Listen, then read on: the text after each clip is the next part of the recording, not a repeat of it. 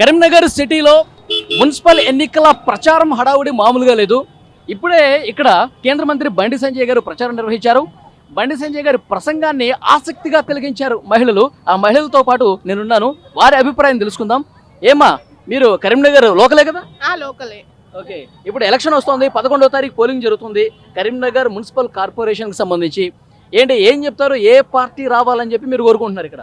మేము BJP party రావాలని కోరుకుంటున్నాం అన్న. బీజేపీ పార్టీ వస్తే మన దేశంలో అంటే మన రాష్ట్రంలో ఉన్న మన డిస్టిక్ లో ఉన్న కొన్ని సమస్యలు తీరుతాయని నేను బీజేపీ రావాలని కోరుకుంటున్నాను. ఇప్పటి వరకు ఏం సమస్యలు ఉన్నాయి ఇక్కడ సిటీలో? అంటే రోడ్ ఒక్కటి సమస్య. మోరీలు, మా గల్లీకి మోరీలు సరిగ్గా తీయరన్న, అదొక సమస్య.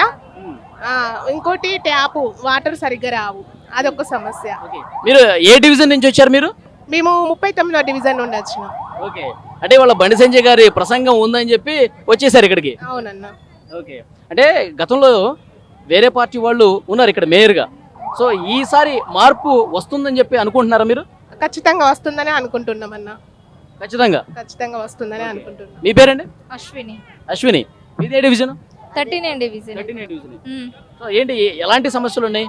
అంటే ఇదే రోడ్డు, వర్షాలు పడడం వల్ల రోడ్డు ట్రాఫిక్ జామ్ అవుతుంది. ఇక్కడ రోడ్లు నడవడానికి వర్షం పడితే అసలు వెళ్ళడానికి ప్రాబ్లం అవుతుంది కదా, వాటరు, అవే సమస్యలు అంతే. ఓకే, అయితే గతంలో ఉన్న వాళ్ళు ఎవరు వాటిని పట్టించుకోలేదా? పట్టించుకోలేదంటే పట్టించుకుంటే ఇట్లా ఉన్నాయి కదా, పట్టించుకోలే కాబట్టి ఇప్పుడు బీజేపీ రావాలని కోరుకుంటున్నాం. ఇప్పుడు గతంలో పరిపాలన చేసిన వాళ్ళే ఇప్పుడు కూడా ఓట్లు అడగటానికి వస్తున్నారు కదా, వాళ్ళు అడగటానికి వచ్చినప్పుడు మా సమస్యలు మీరు పరిష్కరించలేదు ఎందుకు అని చెప్పి నిలదీయట్లేదా? మీరు క్వశ్చన్ చేయట్లేదా? క్వశ్చన్ చేస్తాం, ఎందుకు చేయము, కానీ వాళ్ళు ఇట్లనే చెప్తారు కదా, చేస్తాం అనే చెప్తారు. అందుకే ఒకసారి బీజేపీకి ఛాన్స్ ఇద్దాం మరి అని అనుకుంటున్నాం. మీ పేరమ్మా? అమృత గారు. ఎక్కడి నుంచి అండి? అదే డివిజన్. 39వ డివిజనేనా? ఏంటి ఈ సమస్యలు ఏమున్నాయి మీకు? రోడ్లే. అసలు రోడ్లు బాలేవా? ఎవరు పట్టించుకోలే. ఓకే, అంటే ఇప్పుడు భారతీయ జనతా పార్టీ రావాలని చెప్పి కోరుకుంటున్నారు మీరు కూడా ఇక్కడ ఈసారి, అంతేనా? చెప్పండి. మాది కూడా 30వ డివిజన్. వదిలేండి. 39 39. ఓకే, 39. రోడ్లు కావాలి, మోరీలు కావాలి, పిల్లలకు చదువుకుంటే ఉద్యోగాలు కావాలి. ఇక బంగారం అయితే విపరీతమైన మస్తు రేట్లు పెరిగినాయి. సామాన్య ప్రజలు ఎవరు కొనుక్కోవడానికి వీలు పడడానికి లేకుంటుంది. ఈ సమస్యలు ఏం పరిష్కారం కాలేదు. ఇప్పుడు ఆర్టీసీ జాబ్ చేస్తే జీతాలు అసలు పెరుగుడు లేదు.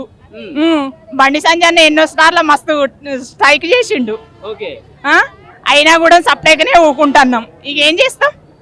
డెఫినెట్ గా మార్పు రావాలనుకుంటున్నాం. అది ఇంకొంతమంది ఉన్నారు. మేడం, మీ పేరు? నా పేరు శశికళ. ఏ డివిజన్ మీది? 39వ డివిజన్. 39వ డివిజన్. సో ఏంటి ప్రాబ్లమ్స్ ఏమున్నాయి ఇక్కడ కరీంనగర్ సిటీలో? బేసిక్ గా అంటే ఇన్ని రోజుల నుంచి టీఆర్ఎస్ గెలిచి నుండి ఏవి కూడా కరెక్ట్ గా పనులు కాలేదు.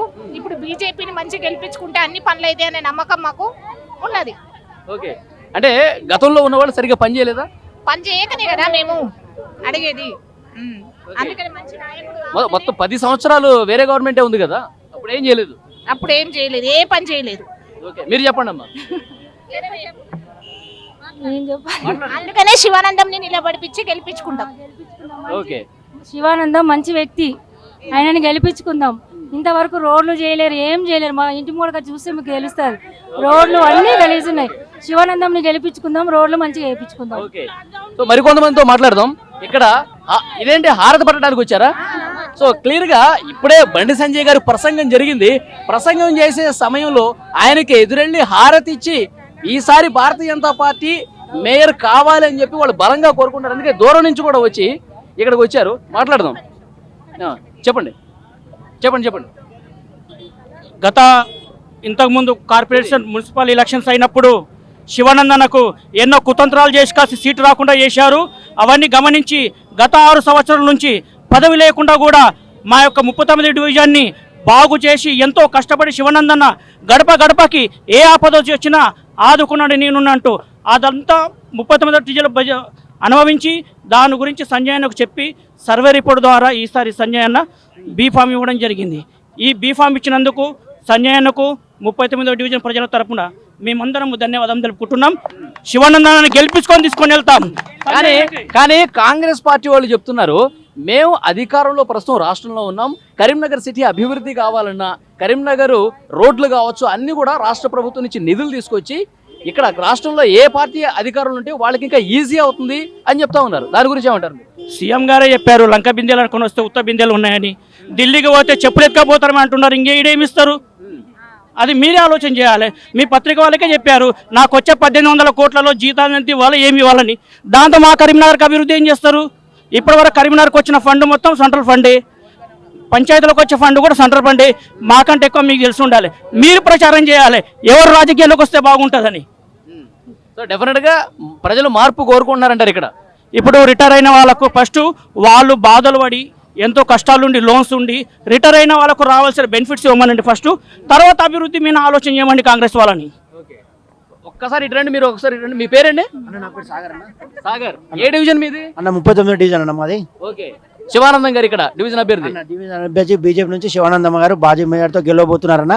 ప్రజల ఆశీర్వాదాలు 100% సంజన ఆశీర్వాదంతో మన ఫస్ట్లో శివానంద పేరు మీద ఉన్నాయన్న. ఓకే. ఇప్పుడు ప్రాబ్లమ్స్ ఏమున్నాయి చెప్పండి ఇక్కడ. అన్న ప్రాబ్లమ్స్ మేజర్గా అంటే ఈ కోతిరాంపూర్ నుంచి మన కాకతీయ ఫంక్షన్ వరకు ఒక మెయిన్ రోడ్ ఒకటి శాంక్షన్ కావాలన్నా మా 39వ డివిజన్ తరపున కోరుకున్న ప్రజలు అదొకటి మెయిన్గా అనుకుంటున్నారు.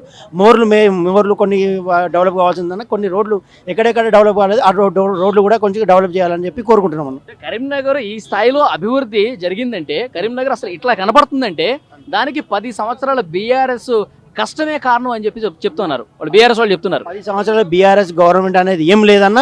మన సెంట్రల్ నుంచి మోదీ గారు ఇచ్చిన ఫండ్స్ తోటే మనము ఇది అంతా చేసుకోవడం జరిగిందన్న.